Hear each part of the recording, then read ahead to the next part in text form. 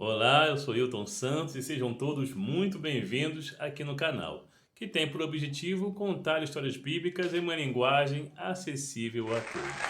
E a história de agora se encontra lá em 2 Samuel, no capítulo 3. E o cenário é o seguinte, estava rolando então a guerra civil, né, entre a casa de Saul e a casa de Davi. A casa de Saul, obviamente, né, liderada por Abner, né, defendendo o seu rei de Bozete, e a casa de Davi liderada aí generalizada, vamos dizer assim, né, por Joabe, né, defendendo o próprio Davi que já reinava lá em Hebrom. Bom, e o seguinte, no capítulo, no versículo 1, versículo 5, já começa falando sobre a família de Davi em Hebrom. Ele reinou lá por volta de uns 7 anos, só em Hebrom, né? O pessoal de Judá o proclamou, o aclamou, né? Rei de Judá, e ele estabeleceu a sua capital em Hebrom e reinou lá por volta de 7 anos, enquanto, né, brigava lá pelo reinado geral com o pessoal lá de Saul, representado pelo seu filho mais novo, Isbosete. Bom, e é o seguinte, ele fala sobre os filhos dele, né? Bom, vou até pegar aqui uma colinha aqui, que o bicho é complicado aqui. O cara, até então, ele teve 7 mulheres, se eu não me engano. 1, 2, 3, 4, 5, 6, 7. Na verdade, contando com Mical, que era filha de Saul, né?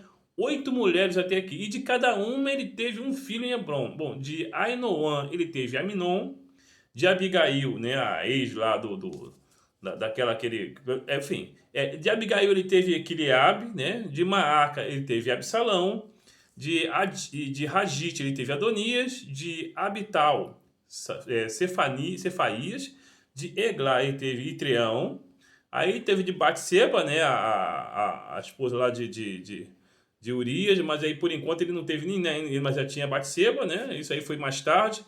E Mical ainda que não estava, enfim. Então, por enquanto, ele tinha essa galera aí já tinha um, dois, três, quatro, cinco, 6 filhos, né? Bom, por enquanto, Davi então já tinha 6 filhos aí de 5 mulheres diferentes. Pois bem, então esse era o cenário da parada lá, né?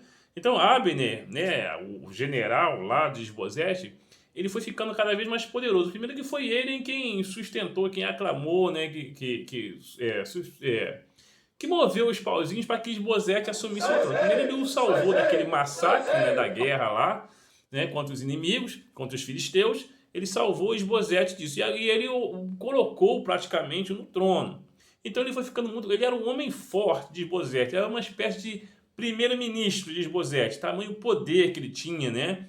Ali no reino de Esbozete, né? Que já estava lá em Jerusalém. Pois bem, e aí ele, aquele gozando daquele, né, ostentando, né, aquele poder todo, por algum motivo que eu não sei, Esbozete, eu não sei se era um menino meio mimado, o acusou, né, de violar a concubina que tinha pertencido a Saul, né? O nome dessa concubina era Rispa. Então não sei por que cargas d'água, Esbozete foi lá e acusou lá o Abner de ter desposado a concubina do seu pai, né? Ou seja, e isso realmente era uma acusação muito séria, porque ao fazer isso, né, ele estaria como que se assumindo como rei, né? Ao pegar a concubina do rei, era uma afronta muito grande, né? Então ele estaria como se fosse ofendendo, né, o rei e tal, que no caso ali era o próprio Esbozete.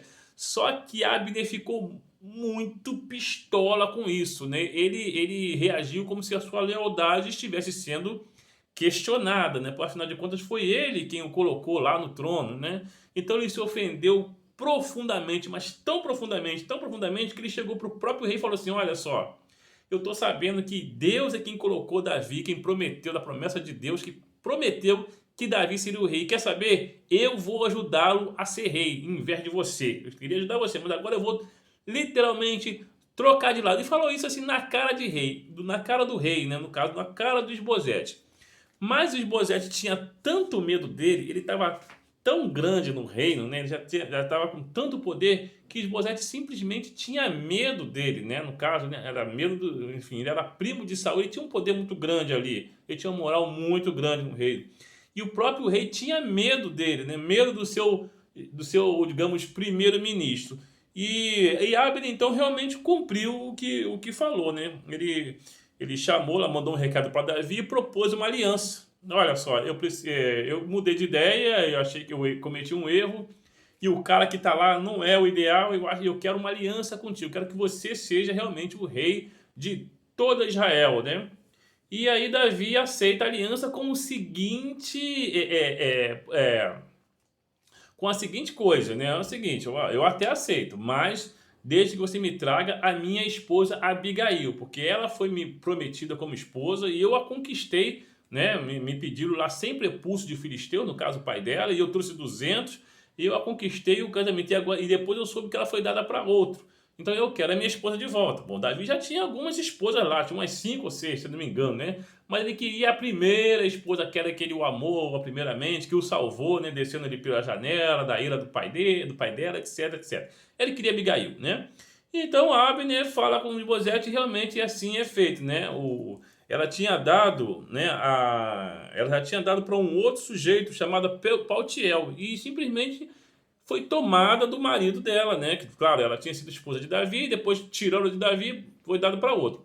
E esse outro parece que a amava profundamente, porque quando ela foi tomada dele, ele foi pranteando após ela, foi chorando, enquanto ela arrastada, né? Para Davi, ele foi chorando até que Abner falou assim: olha, volta. Simples assim, né? Mete o pé, já chorou, ela chega, cansei. Mete o pé. E o cara teve que voltar, porque Abner realmente era muito temido. Então, assim, Abner cumpriu o acordo, né, e trouxe lá Abigail de volta para Davi. Davi aceitou, sua esposa, sua primeira, né, esposa, dentre as outras e tudo mais e tal. E assim firmou aliança com Abner. Não, tudo certo, fechou aqui. Estamos fechadinho aqui. Eu tô contigo, você tá comigo e a gente tá junto. E vamos tomar essa parada aqui e vamos ser rei dessa bagaça toda. Tá assim, tá fechado mesmo. Então aí Abner já estava fechadinho então com Davi e se pôs no seu caminho, né? Ele levou ele e seus 20 homens, né? Que reuniram lá, foi a comitiva dele, né? Ele pegou seus 20 homens e foi embora. E nesse meio tempo, chega Joabe de um determinado lugar, né? E fala assim, e ficou sabendo, né? Que Abner, né? O cara que tinha matado o irmão dele mais novo, foi lá e fez aliança com Davi e achou que aí quem ficou pistola agora foi o Joabe, né? Foi lá e deu uma bronca no rei. Como é que você aceita, né? Aceita uma aliança com esse cara? Ele deve ter sido um espião de Esbozete. Ele só vinha aqui espionar. Ele só vinha aqui ver como é que estavam as fraquezas do reino para poder te trair. Esse cara não é confiável e tal. Mas na verdade, Joabe era chateado com o cara porque havia matado o irmão mais novo dele, né? E ele queria vingança, ele tinha um ódio mortal de Abner, né? Mas aí Davi falou, não, tá tranquilo, ele vai fazer aliança comigo, eu aceitei e tá falado. Mas Joabe não se comoveu, não se conteve com aquilo. Quando ele virou as costas para da presença de Davi, ele mandou chamar a Abner, que já estava a certa distância lá, né? Claro, sei que Davi soubesse. Mandou chamar a Abner lá e falou, olha, eu tenho uma coisa para tratar ainda e tal.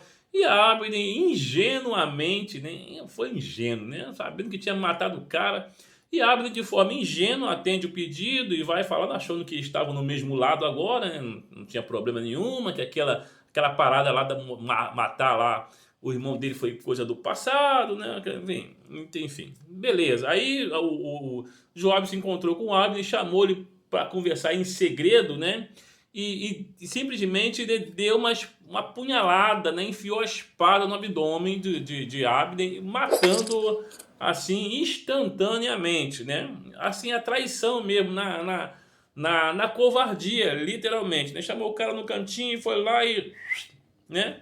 Enfiou a espada e acabou, e matou o cara, né? E aí Davi, depois que fica sabendo disso, né, fica muito triste, porque, enfim, não era esse o plano, né, ia estar feito aliança com o cara e tudo mais, né? E aí ele decreta um luto obrigatório, né? Ele chora a morte de Abner, que afinal de contas foi seu companheiro de armas, né, quando Saul era rei. Ele decreta luto obrigatório, né, tudo certo, e ordena a todos os soldados, inclusive a Joabe, que rasguem suas vestes, que põem cinza na cabeça, né? Em uma atitude literalmente de luto, de lamento mesmo. Ele obriga todos seus soldados a fazerem isso em respeito, né? Em homenagem ao seu né, o ex-afeto, desafeto Abner. E, enfim, mas ele não consegue punir, né, a Abisai e Joabe, porque ele tinha simplesmente medo dos irmãos, né? o poder, né, o poder dos dois irmãos eram tão grande, né, os dois irmãos eram tão grandes no reino que até Davi tinha medo dele, tanto de Joabe quanto de Abisai, né? Abisai porque ele já sabe, a gente já sabe os feitos de Abisai. Ele era um valente, né, dos três, né? Ele era o mais valente dos irmãos, forte, destemido, ele matava vários homens sozinho com a sua espada, né? E Joabe também era um soldado valoroso e um grande líder. E Davi, né, tinha medo, literalmente, ele não medo dos seus sobrinhos. Ele não teve medo nem do gigante, mesmo sendo adolescente, mas tinha medo dos irmãos, dos filhos de Zeruia, né, dos filhos da sua irmã, conforme ele falava. Então eles tinham, Davi não pôde punir os dois irmãos, porque ele sabia que aquilo ali tinha sido lá um esquema dos dois irmãos para matar o Abner em função, né, da morte do irmão mais novo dos dois, né? Mas ele tinha medo de puni-los, né? Ele tinha medo porque ele sabia que os dois eram mais fortes do que ele. Olha o tamanho da capacidade do poder que os dois detinham, né? Tanto Joabe quanto o Abisai, né? Enfim, então eles se vingaram finalmente pela morte de Azael, o irmão mais novo, né? Matando assim covardemente, bom, a Abner. Pô, depois desse luto obrigatório e tal, e aí Isbosete, né?